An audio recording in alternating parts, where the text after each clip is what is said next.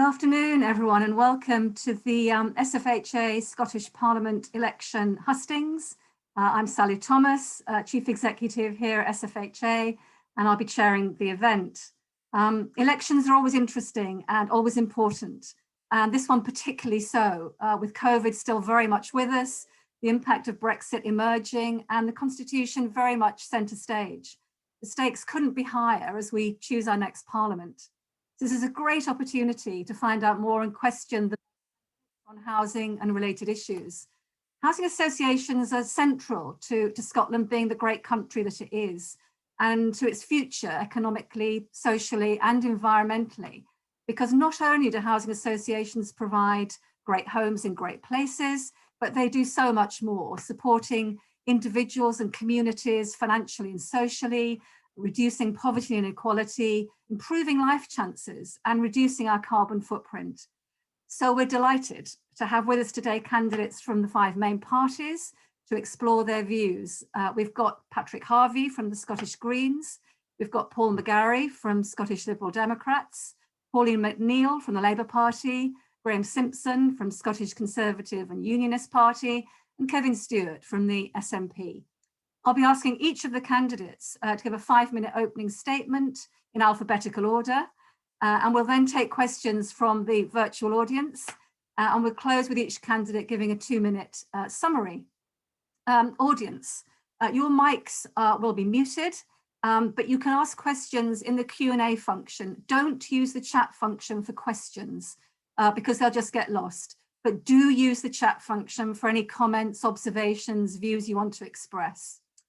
I'm going to try and ensure all the candidates get to equal time. So the more general questions we have, the better really.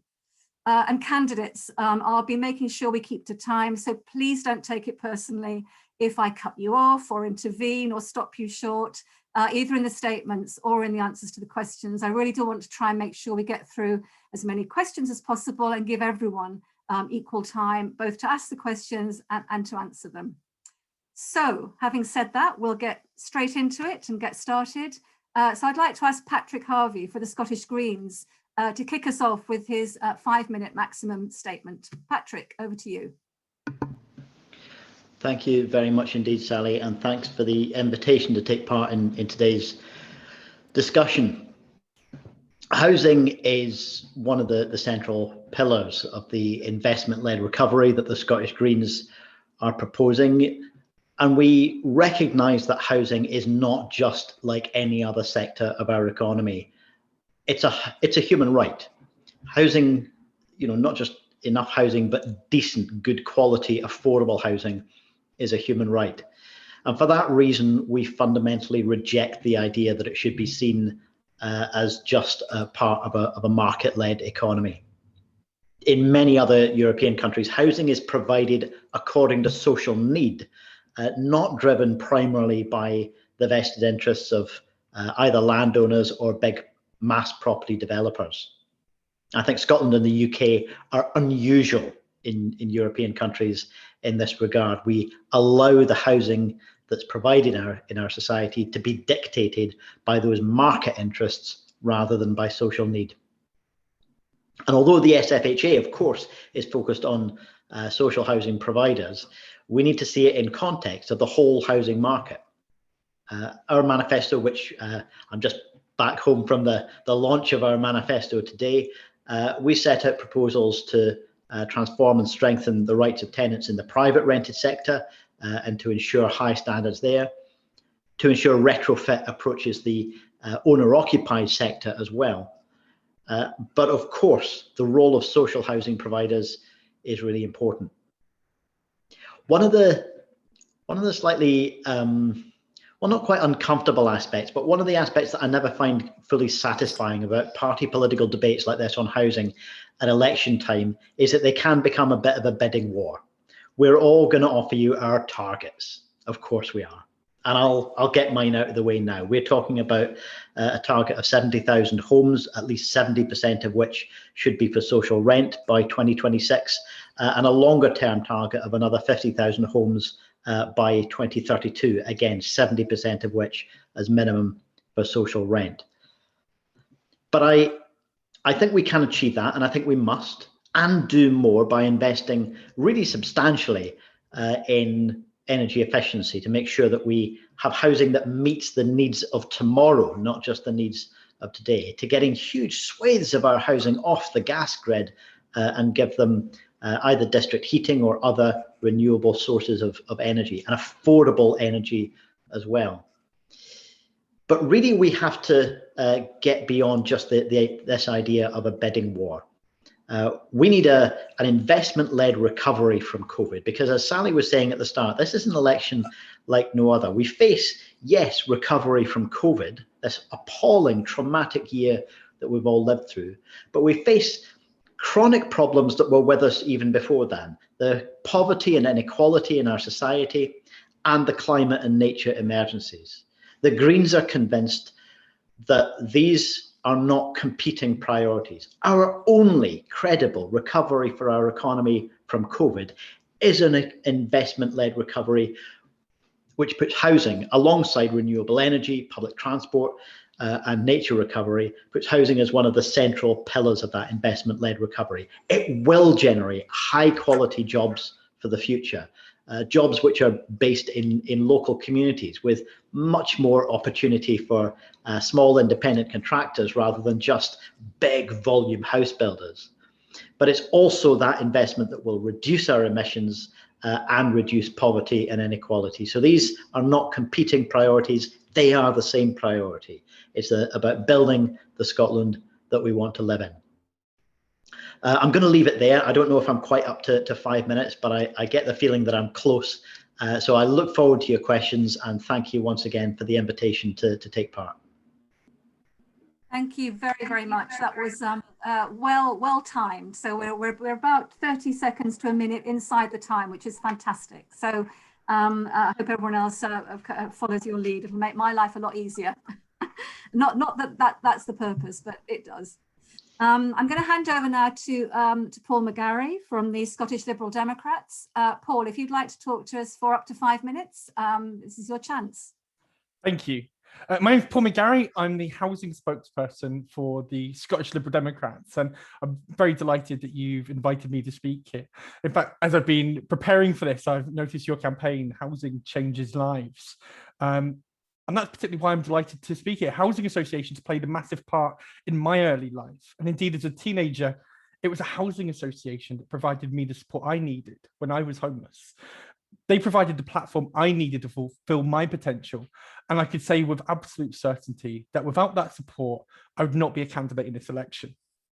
Scottish Liberal Democrats, we will put recovery first.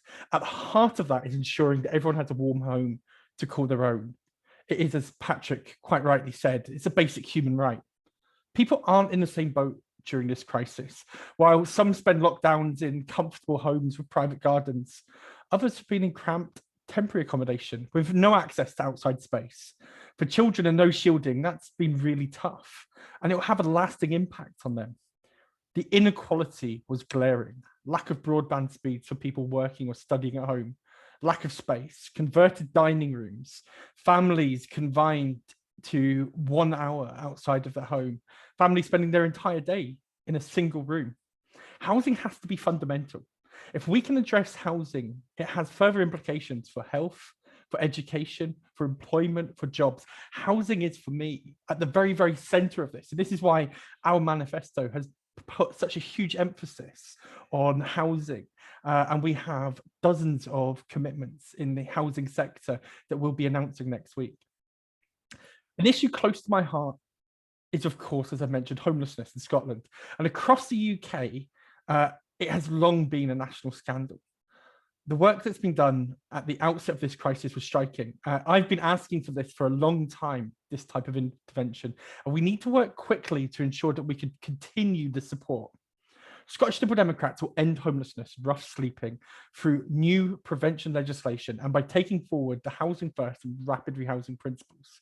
We will also put dignity and fairness at the very heart of the social security system, so it doesn't put people at risk of being evicted or being homeless. I've spent time with projects on the front line throughout this pandemic, and they've been showing compassion to people who need it most. And that's the very key, because there are people throughout this pandemic who have felt out of control, that they haven't been able to get the support they need. And we need to enable, to empower people. And that has to be at the very heart of our response to this pandemic. Scottish Liberal Democrats in successive parliaments persistently have asked for social rent targets to be elevated. So far, SNP ministers haven't budged. Building more homes for social rent would re-establish it as a long-term option for people. We'll build at least 37,100 homes for social rent, as recommended by Shelter. There are also thousands of neglected and vacant properties, which with the right support could be renovated to increase the housing supply. We need to give more powers to housing officers. I'm not the only one who has, within the very community outside of my window, an empty home. And housing officers need more powers in order to be able to address this. We'll conduct an urgent review to assess what needs to be done to bring more empty homes into use. I don't need to tell housing associations about environmental standards. Many housing associations have been leading the way and setting standards on this. And we want to recognise, we want to build on this, and we want to reward housing associations for what you are already doing. Our plans to accelerate action to tackle the climate emergency, to meet the tougher target of a 75% emissions reduction by 2030, put into Scottish law after work by the Scottish Liberal Democrats. We will bring forward an energy efficiency and zero carbon bill, move towards passive house standards that I know are being implemented by many housing associations throughout Scotland in new builds, and launch a major new infrastructure programme to switch existing homes to green energy. And we need to build the skills in the housing sector so that they're more able to respond to this. The current government plans still leave 5% of Scottish households in fuel poverty in 2040. Scottish Liberal Democrats will end fuel poverty, establishing catch-up zones for communities hardest hit, and investing substantially in energy-saving measures, creating thousands of green jobs in the process. Our priorities are to end homelessness, child poverty, and fuel poverty. It is critical that the next Scottish Government has a needle-sharp focus and isn't distracted from these tasks. Scottish Liberal Democrats will put recovery first. Thank you. Thank you.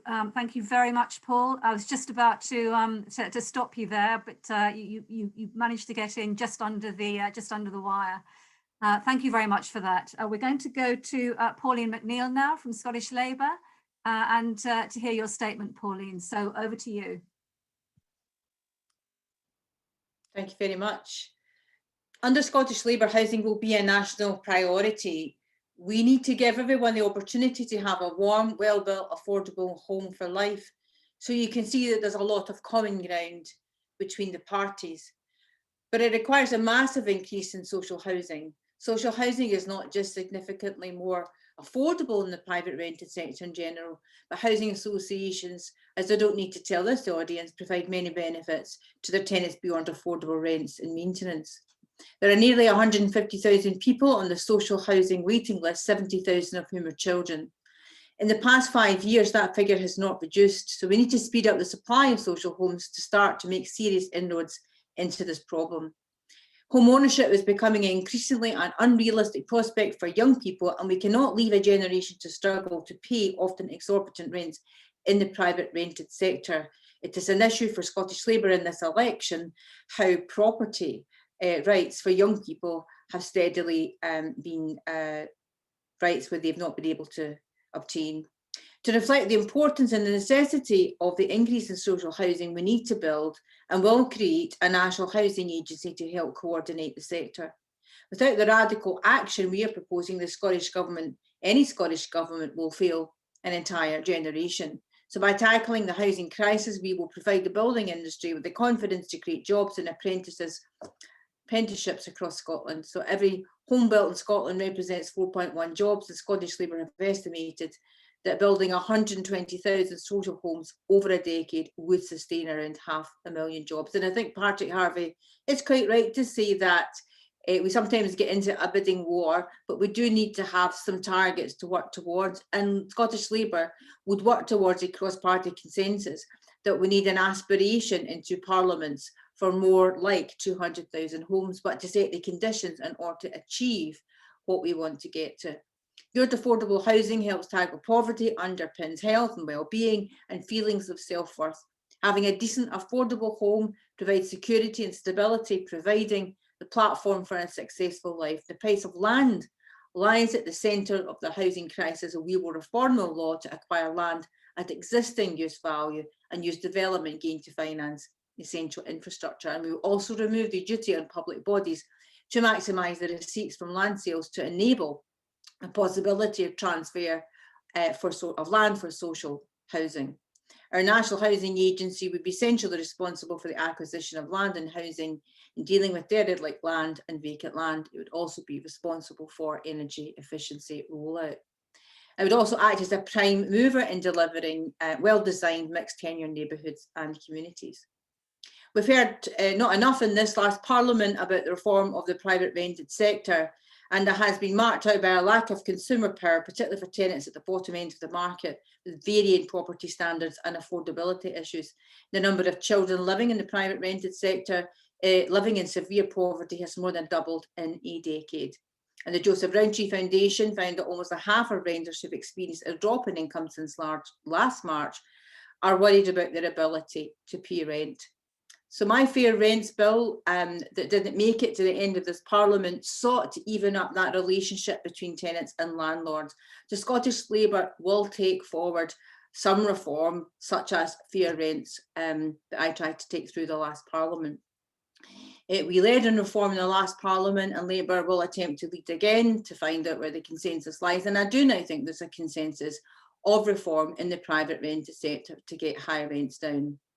Whatever the outcome of the election on the 6th of May, Scottish Labour believes that housing must be centre stage in the next Parliament.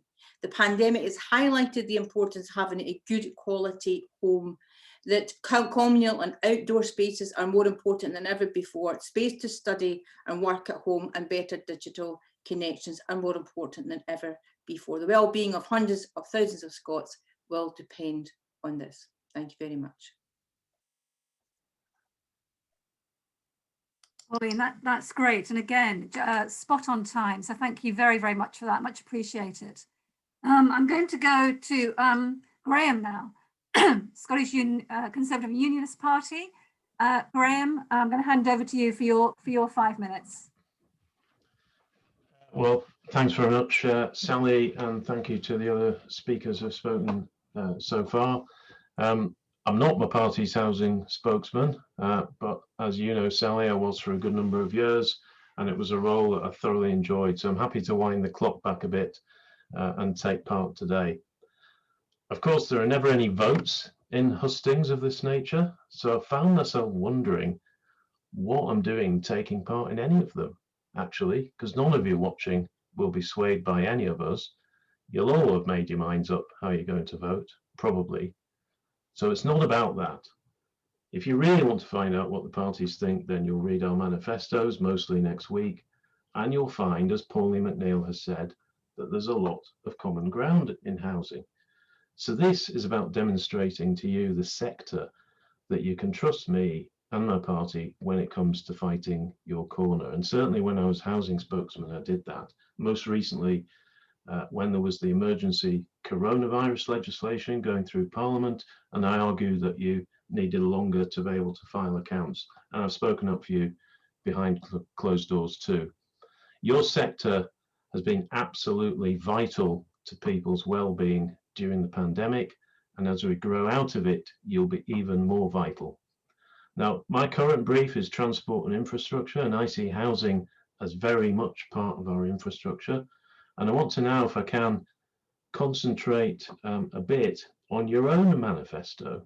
And here I note that my good friend Andy Young of East Kilbride Housing Association has given it his full support. I think Andy may well be watching. Now, it calls for all political parties to commit to a new affordable housing supply programme for 2021 to 26, which will provide 53,000 affordable homes, including 37,100 homes for social rent, requiring an estimated £3.4 billion over 5 years to ensure social housing is at the heart of its social justice and child poverty programs, and of course our recovery from COVID-19. Now, we agree with that ambition, but we'd go a bit further. We say there should be 60,000 affordable homes. Patrick Harvey mentioned a sort of bidding war, and I think there's a danger of parties getting involved in that. I think if we can coalesce around broadly the same figure, then we're in the right place. Your manifesto calls for parties to commit to continuing the transition to a rapid rehousing approach to homelessness and the investment needed to deliver it. I agree with that. Your manifesto also says there should be a review of the current level of grant subsidy within the AHSP with flexibility for local circumstances, and commit to an increase in line with CPI as a minimum over the course of the next Parliament. And I can agree with that. And you've got another interesting idea, which I've looked at before.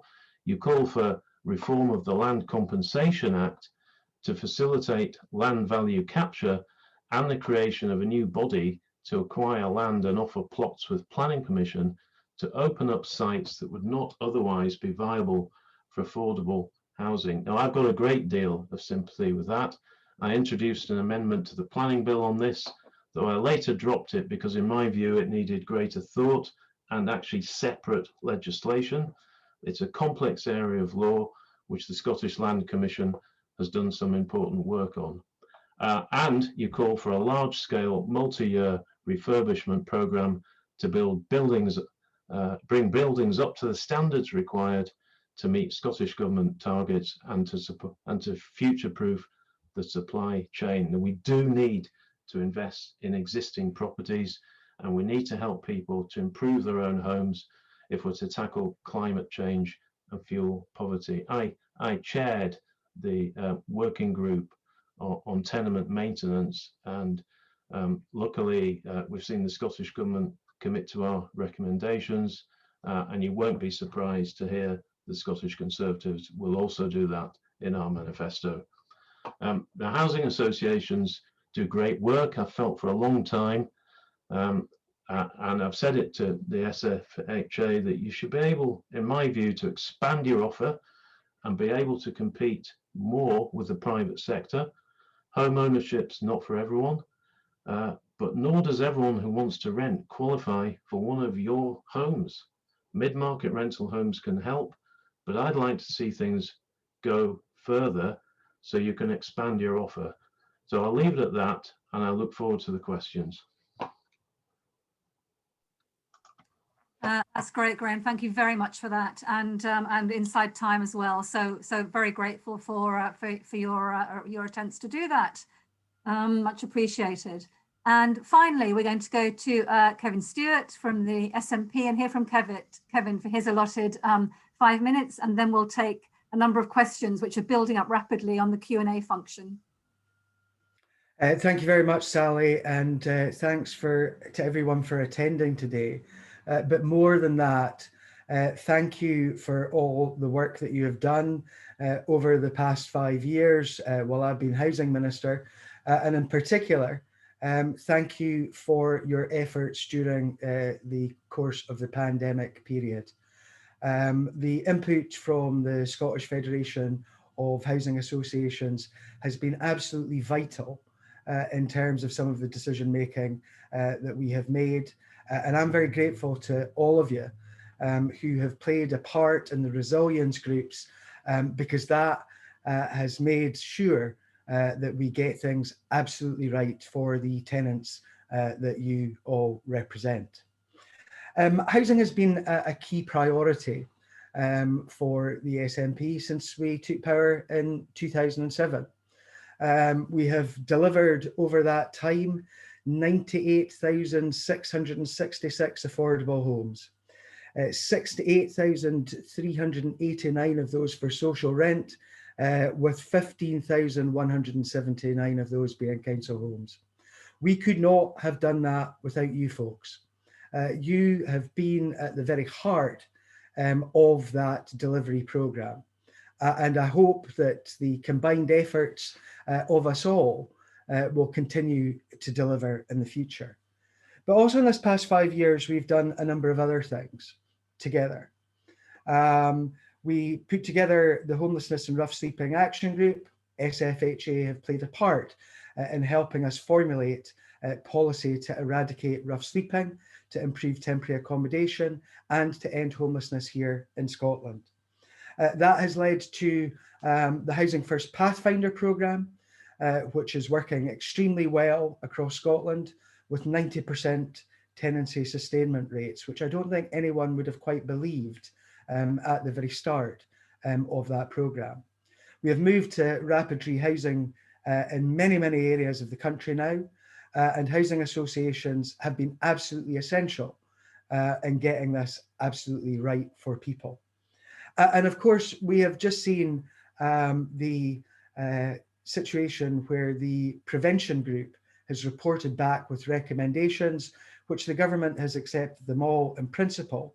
And that will do even more to ensure that housing is seen as a human right, and that we do everything possible to ensure that folk remain in their own homes. Some folks forget some of the little things that happen during the course of a parliamentary term.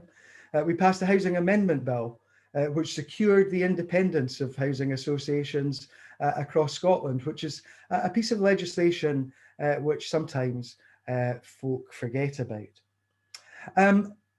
One of the things which we haven't had previously, though, is a long-term housing strategy for Scotland.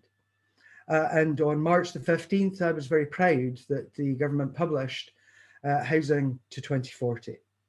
It sets out a vision for what we want homes and communities to look like, and set out the direction of travel for all of the people of Scotland as we move forward. It's a vision where homes are affordable for everyone, where standards are the same across all tenures, where homes have easy access to green space and essential services, and where homelessness, child poverty, and fuel poverty have been eradicated.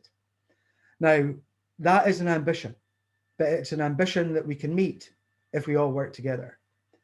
We have seen through the pandemic the situation whereby it has been extremely difficult for many people in our society with the restrictions that there have been in place. Others have talked about the difficulties that folk have had when they haven't had access to green open space near them. I spent the first part of the lockdown 8 weeks in Edinburgh in the small flat that I rent there. And the thing that I miss most was not being able to open the back door and go into my own garden. There was no other green space close by. And in order for us to get this right for the future, it is not just good homes that we need to ensure, it is good places where there is that access to space for all. And it's also homes that we require to ensure that we meet our ambitious climate change targets. We have to make sure that homes are fit for the future, new build, but also we have a job of work to do in terms of renovating and refurbishing existing stock. And I'm very pleased that there has been the cross-party tenemental working group that Graham Simpson mentioned, and it has done a fair amount of work. And while some of the difficulties that exist will not be easy to resolve, I think that we can do that on a cross-party basis, because for far too long, some of those issues have been kicked into the long grass. We have a great deal of work to do. Housing to 2040 lays out the ambition of 100,000 affordable homes to 2032, 70% of those for social rent. We also have to complete our 50,000 affordable homes target for this Parliament, which we were on course to meet, but unfortunately COVID got in the way. And all of that will be backed by resources of £3.44 billion, and will of course lead to the retention of 14,000 jobs per year. I have to say that we have a lot of work to do, And that's why during the course of the next Parliament, if the SNP are re-elected, we will have not one, but 2 housing bills. A housing bill at the very beginning of the Parliament to deal with things like the prevention duty that I mentioned earlier, and also to ensure fairer rents through changes to RPZs and other things. And also, we will, at the latter stages of the Parliament, put together that bill to deal with those tenements that we talked about earlier too. It is only right that housing remains at the forefront of what government does here in Scotland. I hope that the makeup, whatever the makeup of the Parliament, that we can all cooperate together on housing issues. That has happened in many, many cases, and often we agree more than we disagree. Housing will remain a key priority for the SNP. And once again, thank you very much for giving me the time to talk to you all today. Cheers. That's great, Kevin. Very grateful for that. Thanks a lot. And again, just about within the time allotted. So really appreciate that from you and everyone else. We have a whole load of questions in the question and answer function. This could take, they will take up at least the time we've got and probably a lot more. So I'm going to get started so that we can get through as many as possible. The first questions are about energy efficiency and ESH2 carbon reduction, zero emissions targets. This is an issue that's been occupying the government, all parties, and the sector for some considerable time, and will do so necessarily for the foreseeable future. The question that I'm going to ask is that while quite a lot of guidance has been produced, what's not yet completely clear is what achieving net zero carbon by 2045 really means for housing, and what help will be available to all housing tenures to achieve it. One of the other kind of aspects of this being that we don't want to replace fuel poverty with rent poverty, or even the other way around. We need to keep rents affordable, prime aim of the sector and government and all other parties. And so how can we achieve the climate change targets that we need to achieve with the help that we need to do it? I'm going to go to use the order of these statements initially in these questions, and I'll mix it up a bit more. So Patrick, could you answer that one for me, please, first? Thanks very much. I mean, the scale of investment that is required if our housing stock is all going to be brought up to scratch in terms of energy efficiency is extraordinary. And it requires that public investment. It requires private investment by homeowners as well. It requires borrowing. And I believe it also requires the economic proceeds of at least a portion of the energy industry.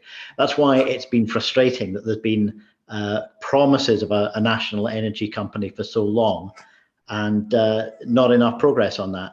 My personal preference would be to see a network of locally owned energy companies. I would like every local authority to have its own local energy company.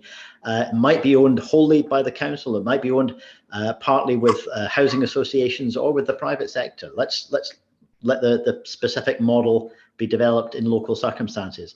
But that would give them the ability to use local authority borrowing power to invest in the housing stock, to invest in renewable energy kit, retrofit, supporting the extra costs of new build to make sure that they're at the highest possible spec, and then would be the energy provider for the community for a time, so that the proceeds, the money saved and the money generated from the energy industry, a portion of that would be going back into the public purse and reinvested in the built environment. So there's no one answer.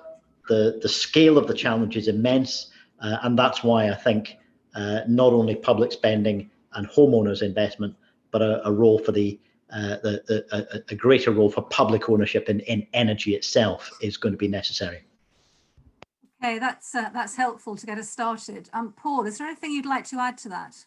Yeah, I mean, I think it needs to be a whole root approach. Now, in order to to lower costs for renters, lower costs for housing associations. There does need to be a degree of public intervention, but also in terms of, I think, piloting. I think this is one of the things I'd like to see done more, is certainly piloting pathways towards energy efficiency, and looking specifically at adopting a lot of these building organizations and providing support that actually they can start piloting new, more efficient, more cost-effective ways.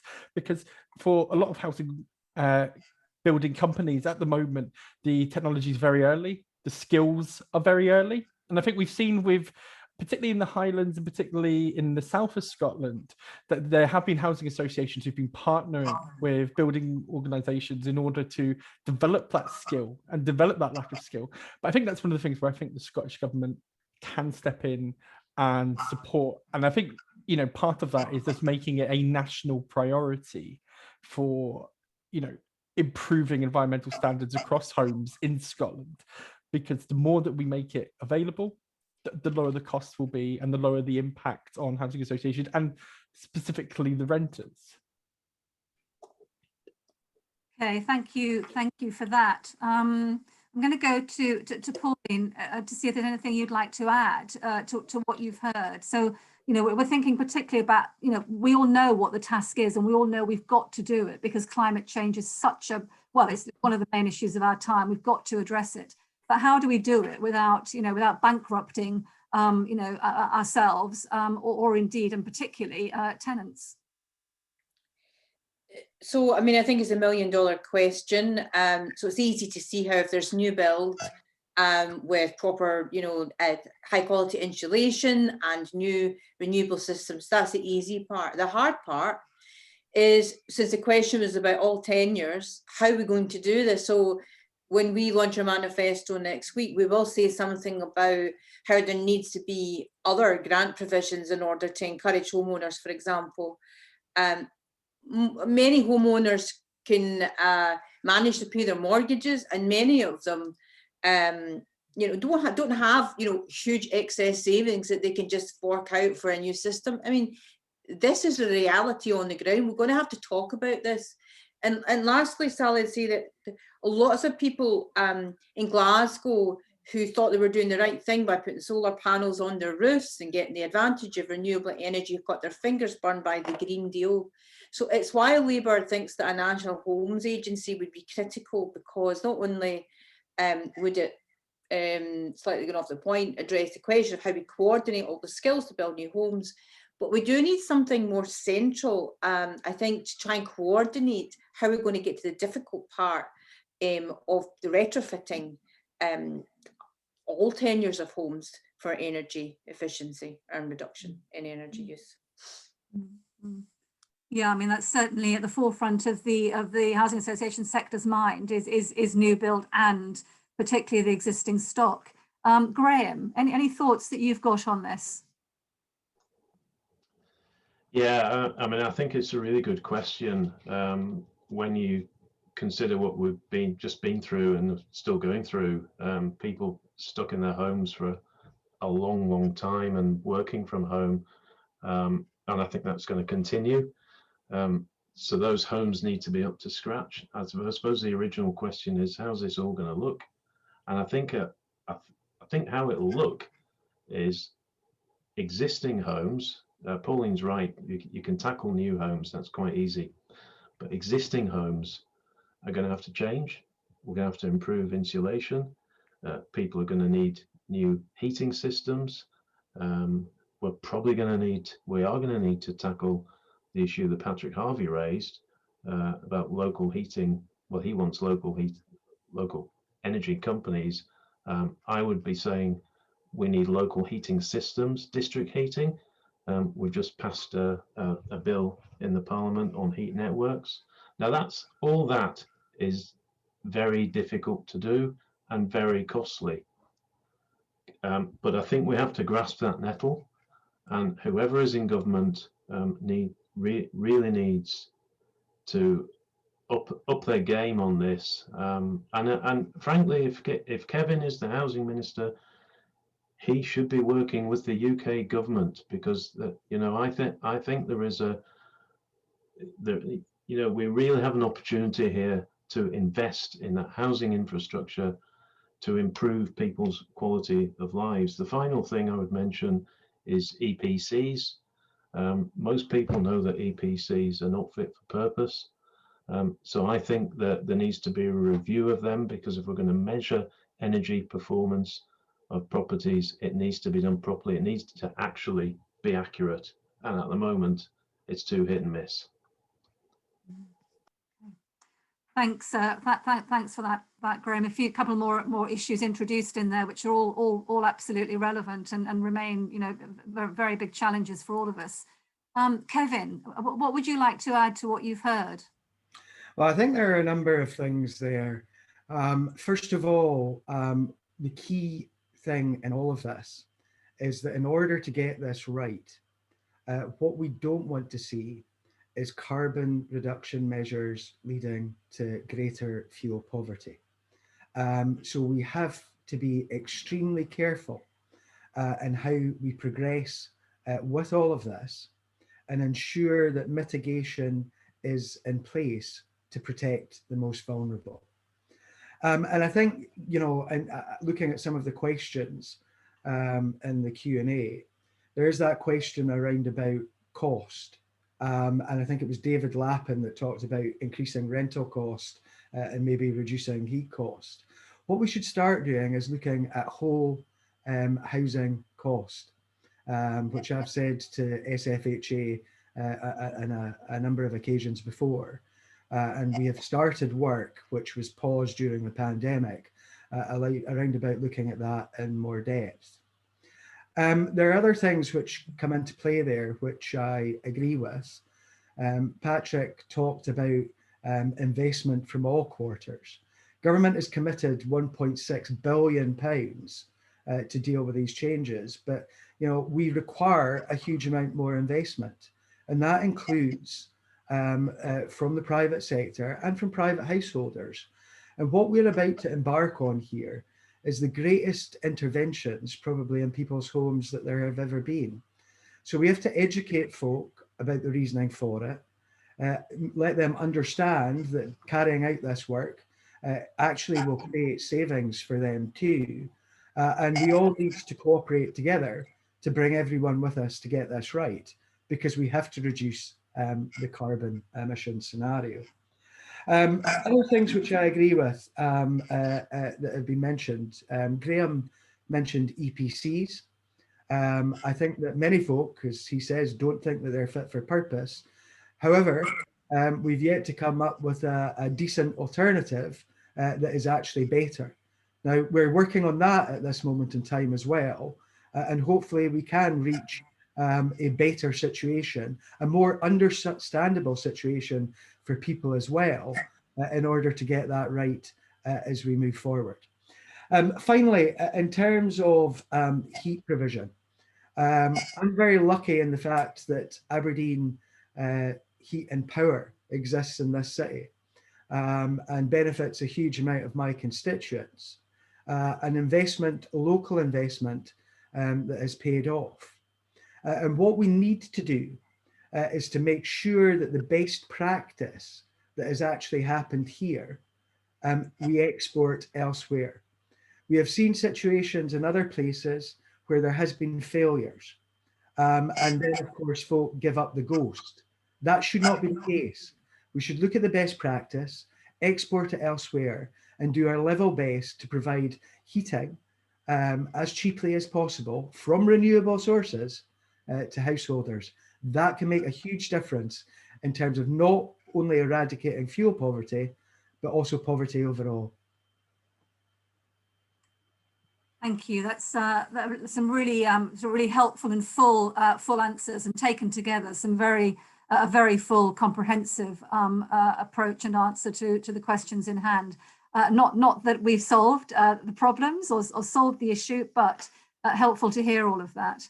I want to go on to another issue, which is particularly important to the sector, and I know to all of you as well, to all the parties, is about enabling people to stay in their homes as long as possible, particularly with the changing demographic, with the changing needs of people wanting to be more independent over their lifetime. and the difficulties that they often face in that, in terms of continuing independent living well into their old age, maybe because of a lack of adaptations in the home, a lack of support, a lack of connection to the health service. I'd like to hear more from everybody about how you would address those issues. Particularly, I think the issue of adaptations is one that's very dear to the sector's heart, knowing as we do that a very small amount of money spent on adaptations has a huge impact on someone's life, and a huge economic impact, beneficial impact in terms of the health service. So I'd like to go to Graham first on this one and ask you for your response, Graham. Do you know, I think that's a really, really important question. I'm probably going to say that to every question. They're all important. But without giving away any details, because I'm quite a private person, we're going through something in our own family at the moment with some elderly relatives, which demonstrates to me that there is a gap in the system where older people have lived, but you know, probably lived in their house for decades, and nobody checks up. Nobody's going into houses and saying how can we help. So the state, if you like, and some people don't want the state interfering in their lives, but unless we know how people are living, how can we help? So I think you've probably got a whole army of people who are getting older, maybe into old age, starting to become frail, who we just don't know about because we don't try. So possibly there needs to be some kind of service that reaches out to people, maybe in a soft way that just offers assistance. And I don't think it's there at the moment. So unless we know the scale of the problem, we can't really help. Because I think if you offer people interventions, and as you said, it doesn't have to cost a lot to adapt people's homes, and that would enable them to stay in them for longer. So very important question, not an easy one, but not easy at all, but we need to grasp that nettle. And going back to what Kevin said earlier, I think in the course of this Parliament, there'll be some big decisions to be made on housing. We've shown in the previous Parliament that we can work together on a cross-party basis. We did it on that tenant maintenance group. We can do it again. And I think that's what the public would expect us to do. Whoever's in power, and if Kevin's the minister, I know that he is prepared to work on a cross-party basis, and I certainly am, because we're all here for the same purpose. Thanks, thanks for that, Graham. I mean, good to hear that endorsement about working on a cross-party basis. That's always very much in our hearts, that we get more done if we work collaboratively and across the board rather than individually. Paul, I'm going to come to you for any thoughts on independent living, adaptations, how we can enable people to stay in their homes, maybe also how we can enable people more easily to move on to accommodation they really want, rather than as an only choice or a last resort. Yeah, I mean, I think we need to be taking a whole approach on this, and one of the things I think we'll be looking towards is a housing standard that actually ensures, lifetime accessibility, and ensuring that that's incorporated in the very fundamentals of house building. That actually there are certain things that we can be looking at when we're building and developing homes that make it more future-proof towards being more accessible, rather than just looking at the adaptations that come in later, looking at how we can incorporate that right at the beginning. Quite simply, it's cost effective because the retrofitting of accessibility options are expensive, they are preventative, and they cause people sort of, just Sally, to flip the question on to the other way, they cause people to have little choice but to move homes and to look to relocate. And I think actually if we can lower the cost for renovations, lower the cost for accessibility, changes to accessibility and adaptability costs, we can allow people to actually remain in their homes and to ensure that they're accessible for life.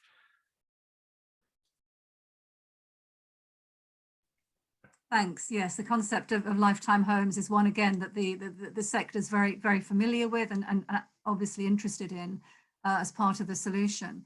Patrick, I'm going to come to you on this question of in independent living, enabling people to stay in their homes, and how we can do better at that. Yeah, I mean, there have been some very sensible points made, obviously, about the need to build homes in the first place which are more flexible and adaptable, rather than just thinking you need to fund much more expensive forms of adaptation. Let's cut the cost by designing better up front. But there are obviously a huge number of homes that are already in place that haven't been designed in that way. We need to provide the funding for that, and I think reviewing the housing standards as well, not just in relation to this issue, but some of the stuff that we've lived through in the last year around things like working from home also are going to force us to look again at housing standards in a number of different ways. I wanted just to reflect on some of the stuff that Graham was saying, because there's a lot in that. What he describes as a service, maybe that's relevant to the wider role that housing associations can provide, not just in the homes they provide directly, but in the wider community, that wider social role that is relevant to all housing. It should be relevant to all housing, not just social rented housing.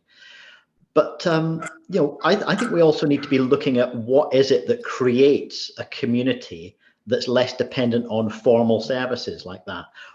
Things like co-housing, multi-generational developments. If we're thinking about that in terms of the types of communities we're building, not just specific housing that's being built, but what kind of communities are we building, then people have the ability to provide what's described as a service there, but in an informal way that's led by the community. But also, the last thing I'll say on this, that people's ability to live in that way is conditioned not just by the housing, but by how much time have they got off from their job. Things like moving to a 4-day week with no loss of pay, an economic change, a change in our working environment would change the way people live in the physical spaces they inhabit. Green space in neighbourhoods, is it safe? Is it well looked after? That's going to change the way people use the local spaces and meet their neighbours. Are people working for poverty wages and just bloody exhausted by the time they get home, or do they have enough social and emotional capacity because of the wider kind of economic circumstances they're living in, to be able to have the time to have a chat with the neighbour on the stair, or to do a favour for somebody nearby? So those social aspects are conditioned by the housing, yes, but by everything else about our society and our economy. So if we want those kind of communities, we need to think very differently, not just about housing. Thanks for that, Patrick. That's a useful expansion of the subject onto a kind of broader social responsibility canvas.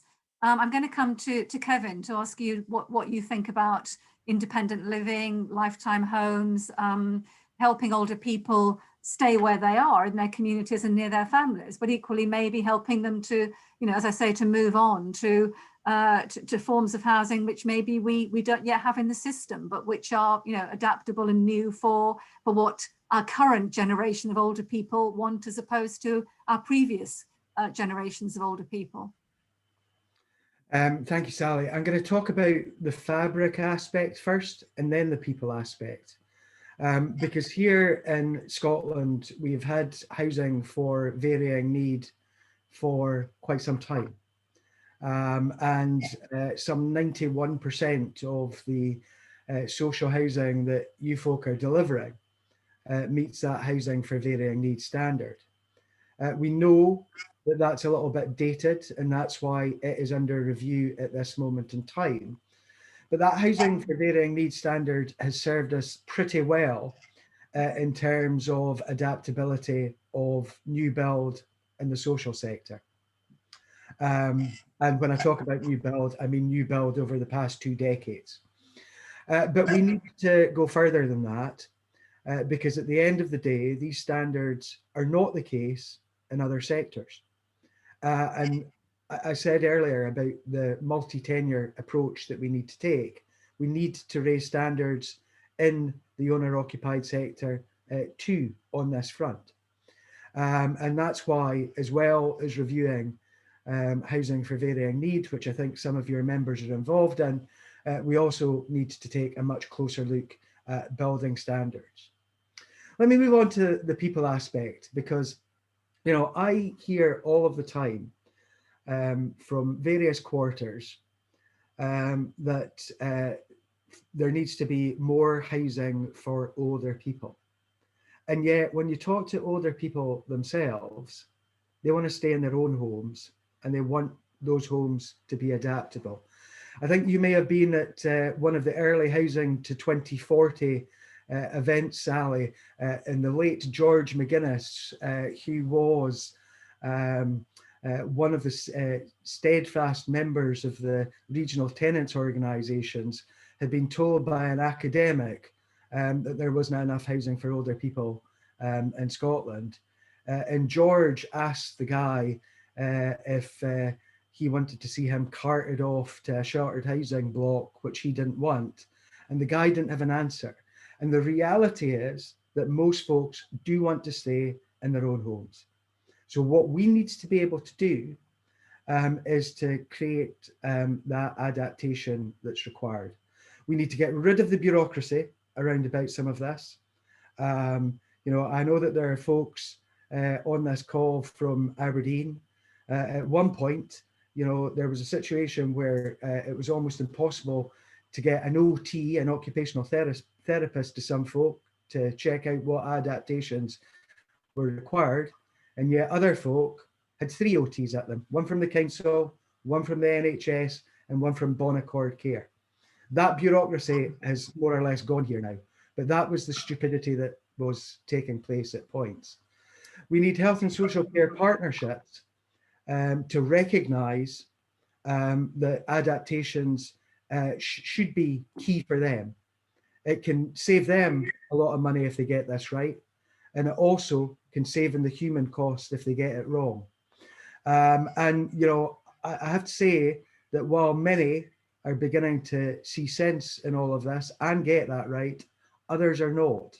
And it may well be the case that we need to legislate on that front in order to get that right as we move forward. People should be at the heart of all of this. And the key thing, we should be listening to what folk have to say and what they think that they need in order to be able to live in that home. They are not often wrong. They know what is required for them to be able to live in the right manner in their own home.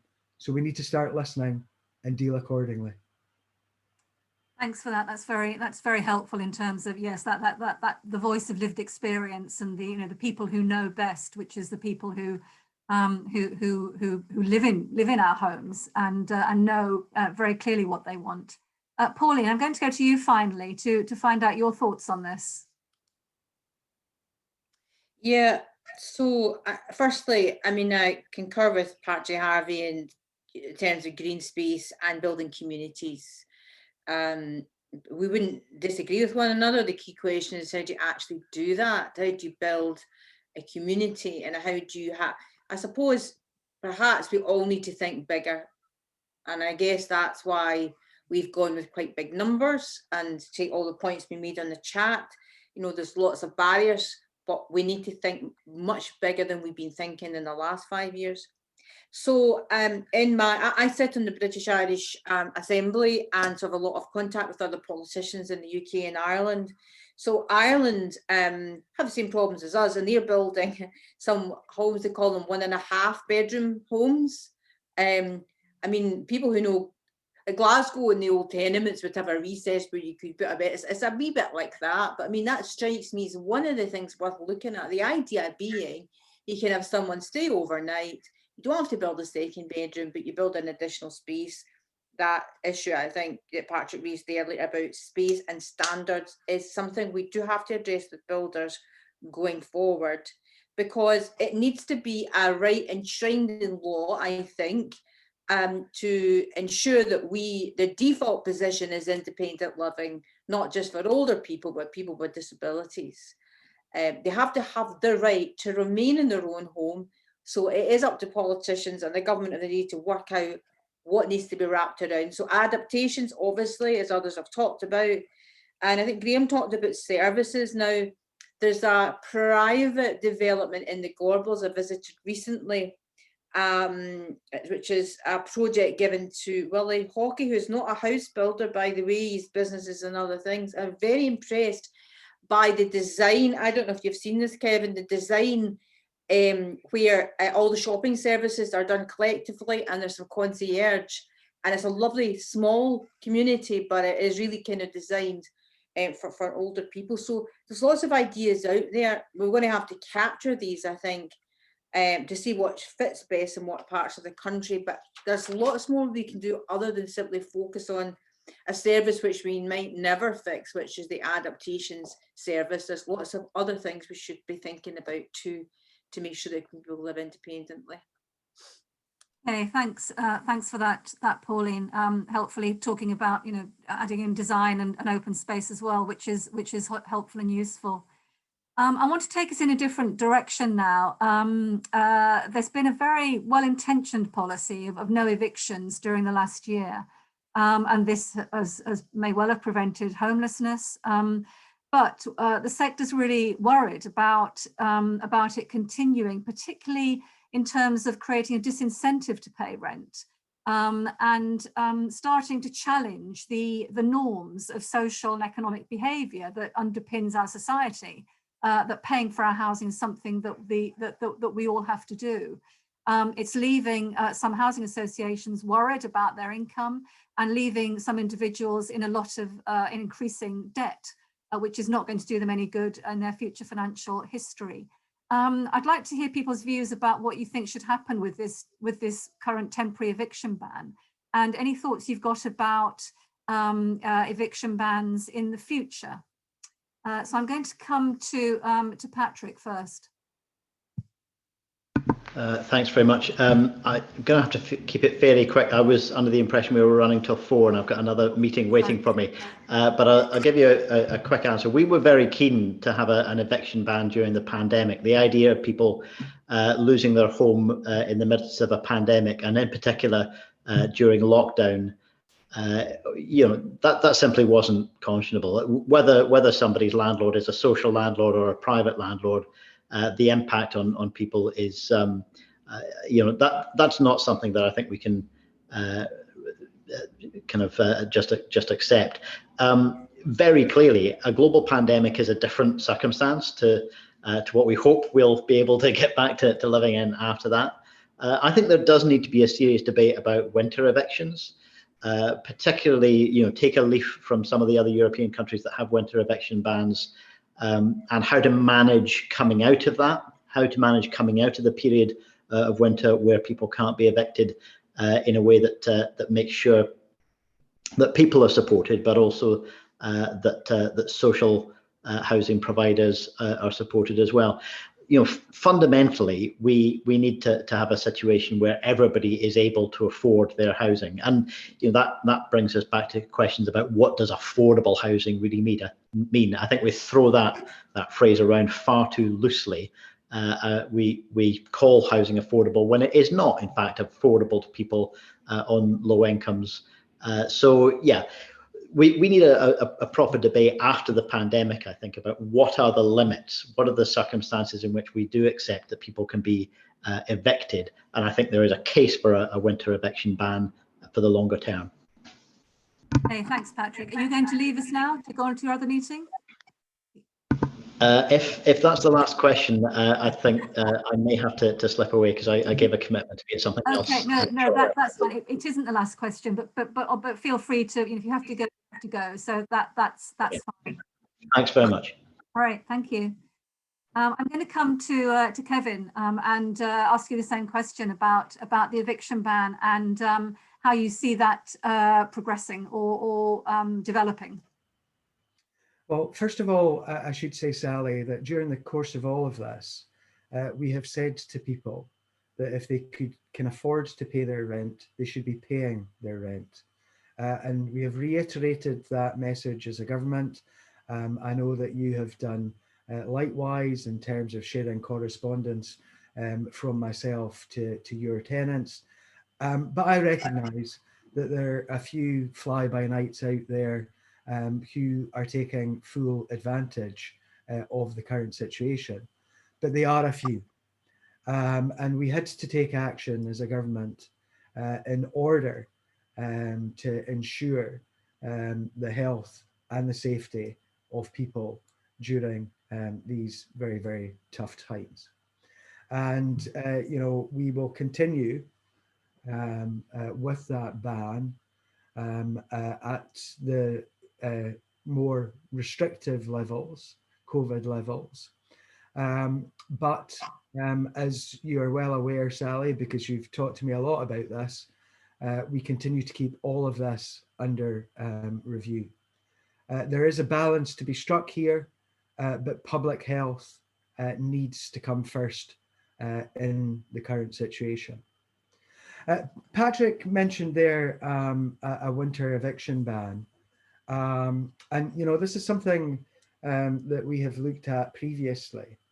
And he mentioned some countries that, that carry that out, that policy out. But in France, for example, April is known as eviction month because that's the first time when folk can be evicted after the winter ban. Now, I don't want a situation whereby you see lots and lots of people being evicted at a particular point in the year because of a ban. I would much rather that we move forward in this front and bring into play the recommendations from the Prevention Working Group and put into law those prevention duties to try and stop folk from being evicted full stop by putting in play lots and lots of other methods to try and keep them in their homes. And when I say that, of course, I don't mean those folks who are involved in antisocial behaviour or criminality, because we know that we removed some of those folks from the current eviction ban because they can cause real chaos in neighbourhoods and communities. So I think the prevention duty is the key thing in all of this as we move on. But I would like to assure folk out there that we will continue to keep under review the current emergency measures that we have in place for all of the right reasons to protect folks' public health. Okay, thank you very much for that. That's a helpful and very full answer, which people will be very interested to kind of hear. Graham, I'm going to come on to you to ask for your thoughts about evictions, eviction bans, how you see it developing. Any thoughts you can add to the conversation? Yeah, thanks, Sally. I was also under the impression that we were due to finish at 10 past. That's what we were told.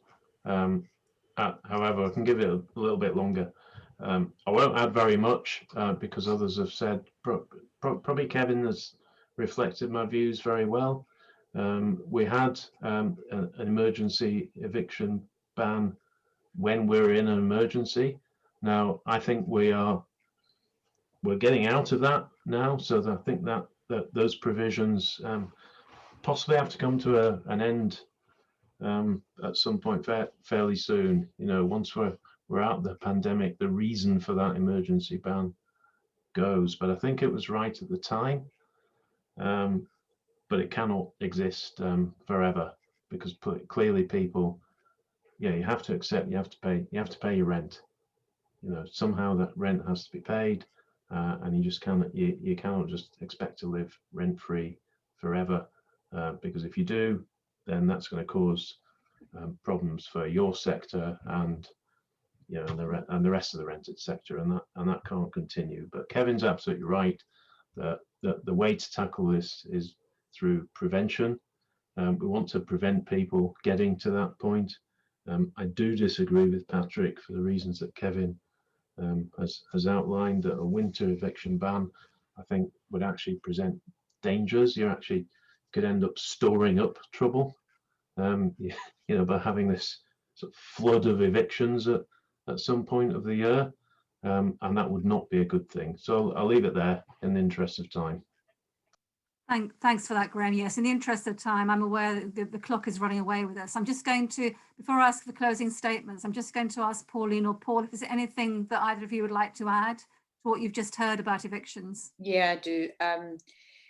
Yeah, I think the government did the right thing. We did push them to go in this direction, and just to endorse, like Kevin's explained, where we are, and obviously all parties would say that it's not a reason for people who can afford to pay their rent not to pay it.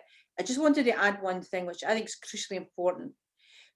All of us need to look behind the reasons why some people will find it difficult to pay their rent. I mean, only yesterday, I mean, since Kevin's on the call, I mean, I am trying to raise this with ministers. In some areas like Glasgow, taxi drivers are not getting the grants that they are in other local authorities. Glasgow seems to think there's a ban on issuing discretionary payments. The reason that this is important is these taxi drivers rent in the social sector. And a guy told me yesterday he had to borrow money from his sister to pay his rent. This is not uncommon. It's happening all over the country. We just don't really know yet. I mean, you remember, Kevin, that I asked Nicola Sturgeon if the government would do an analysis of the winners and, I don't want to say winners and losers, of who has been troubled through these difficult times, who's lost their jobs, or who. Some people may only need temporary support in order to get back on their feet, which is why I argue for this tenants fund. And I think it does help the social sector, is where I'm going with this, Sally, that there needs to be a lot more imagination and energy to ensure that everyone gets the maximum that they are entitled to and need in order to be able to live and pay their rent. Because if we can get people past these 4 or 5, 6 months, they'll be able to pay their rent and everybody's happy. So I just thought it was worth talking about the reasons behind that. People that are not paying their rent, they can afford to pay it. I think we should all be agreed that's not what the no eviction policy was designed for. Thanks for that, Pauline. Paul, any final? Yeah, I mean, just very quickly, I mean, I think Pauline really hits on a very specific point, that there are people for whom have had housing association tenancies of multiple decades and have struggled to pay their rent during this pandemic. So it's been quite right that we have got this flexibility, and there have been people who've been waiting for months in order to get payments, and they, you know, that has caused a shortfall. So it's been quite right, and I think, you know, Kevin has done the right thing in terms of this. In terms of the long-term solution, again, echo the point that Kevin makes. Actually, we need to be looking further back rather than looking at the point of eviction. We need to be looking 6 months before, 9 months before, in terms of interagency cooperation to prevent it, because it's, you know, go back, it's not cost effective. You know, at the end of the day, over rent arrears, the actual cost for an eviction, I think, has been estimated anywhere between £10,000 and £19,000. So if there are ways in which that we can invest into supporting prevention and supporting housing associations, supporting tenants in order to maintain their tenancy, then that's the right thing to do. And that's what I think everybody in this sector, and I think all the politicians would agree.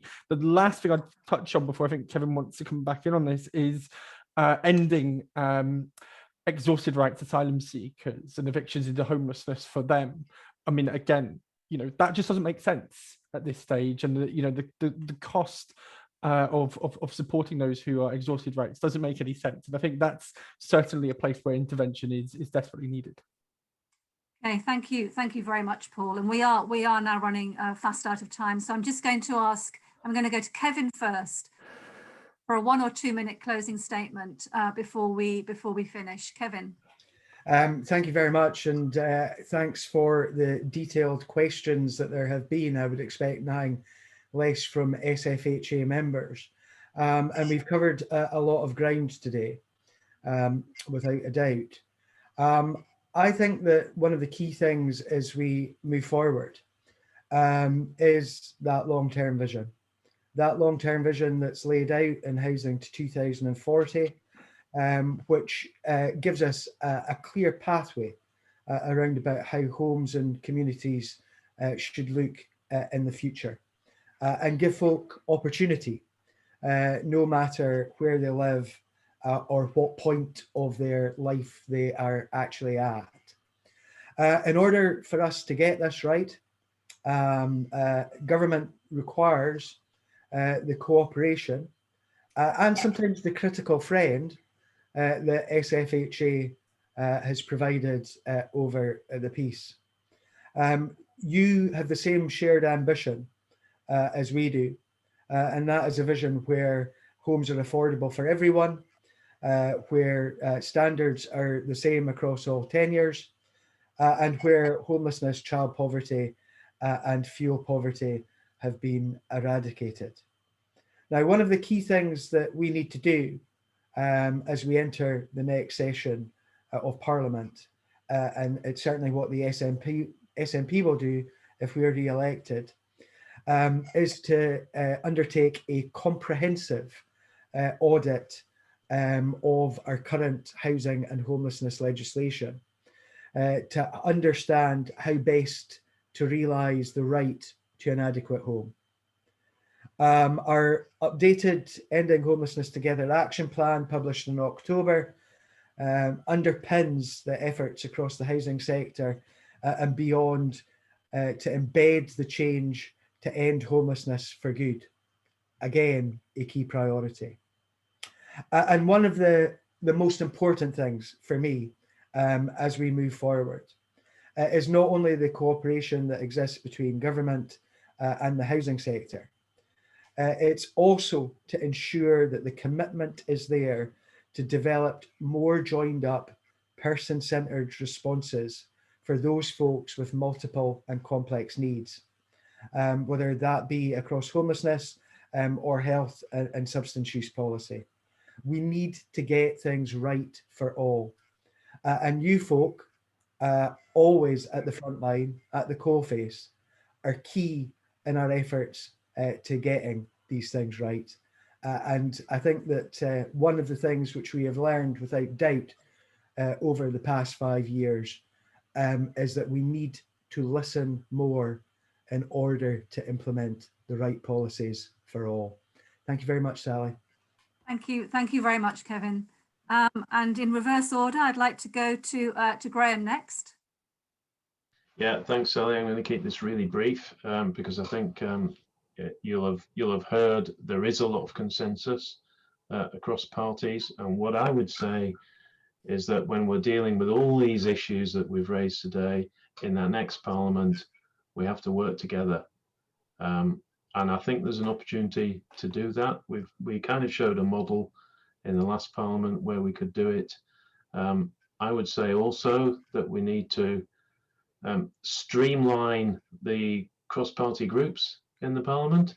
There's been a number of these groups which deal with housing matters, and I think we need to amalgamate a number of them, bring the expertise together in one room, and make those groups be more effective in a way that kind of the tenement working group operated. So I think that there would be a voice for your sector, possibly led by parliamentarians, but to feed into government, because I think that is the only way that we're actually going to sort of tackle some of the big issues. We don't need big arguments about a lot of this. We need to work together so that we have housing that is fit for people from their birth until the day they die, and that it's fuel efficient, it's low cost, it's energy efficient, and it's fit for purpose, and that we build better communities. We've got to stop just talking about this. We actually have to do it. Thank you very much for that, Graham. Pauline. Thank you, Sally, and thank you to the SFHA for hosting this hustings and working with us all over the last number of years. For me, in the next Parliament, regulating the private rented sector has to be a top priority. We cannot continue to see people who are losing their jobs, where the crisis will remain with us for for a long time and not have some regulation of rents. Ordinary people should have the right to challenge the standard of their accommodation. Over the pandemic, I spoke to thousands of tenants who say that, that their landlord is not interested in fixing things, and they don't seem to have an abundance of rights. We've got to give them these rights to improve the quality of accommodation. I always use this example of, to me, how bad the system really is. If you're a single young man, you have no chance of getting on the social housing register. That's been my experience as an MSP. Young people don't fare that well. They're not priority. And given that home ownership is going to be further and further away from young people, and steadily wealth has moved away from young people, probably since the bank crash, then you've got to give them a choice in the social sector where they can have cheaper rents, save for a property, give them, to me, is a fundamental social issue to be addressed by the next government that brings housing and social issues together. I conclude by saying we need much more radical change, and although we all talk about a much bigger vision that you cannot achieve in 5 years, I think that is appreciated more by your members who know more about this probably than all of us, certainly me. But the next 5 years has to count. Every single moment in the next parliament has to count towards that vision, because it genuinely never has been more important to provide people with options in their lives for housing that will make a difference to their futures, their jobs, and their well-being. Thank you. Thank you very much, Pauline, for that summing up. And finally, Paul. Thank you. And thank you very much for what has been an incredibly broad debate today. And I'm thankful to the members for making it so. Scotland is changing, and the pace at which Scotland is changing is frightening in some ways. We are seeing our city centres look differently, our towns look differently. And I think with that has opportunity, and I think opportunity for us to set the standard in terms of what Scotland looks like in 2030 and 2040 and 2050. And I think the focus for me has got to be, and we didn't touch on this, but for me, it's got to be on building communities. This is not just about building houses, it's about building communities and ensuring that actually increasingly over the last 10 years, the focus has been on building houses, and a lot of those housing communities haven't had the same community centre facilities, the same schools, the same education facilities, and increasingly becoming detached. And I think we have to look at the next 5 years, 10 years, and community growth plans to actually ensure that, you know, communities are at the very heart, as they used to be. I mean, East Kilbride, where I live, you know, used to be built on a hub and spoke arrangement. Now it seems to be built on a house upon house upon house arrangement. And we need to make sure that community facilities are at the very heart of it. What we didn't touch on today is the private sector, and I think that that's very important, and ensuring that actually, you know, we're not just pushing the demand on housing associations, but the private sector is playing their part as well. Short-term lets is again something that is taking away from that and putting more pressure on housing associations, and supporting home ownership. You know, the fund that was started this week lasted 5 days. You know, we need to be able to create a future where actually, you know, the housing sector is as diverse in the next 5, 10, 15 years as it has been in the previous 20, 30 years. And lastly, I would like to say I have an open door. If I'm elected as an MSP in the next parliament, and I hope I will remain as in my housing brief, I'll have an open door to speak to housing associations. I want to listen, I want to learn, and I want to act. So thank you very much for the opportunity this afternoon.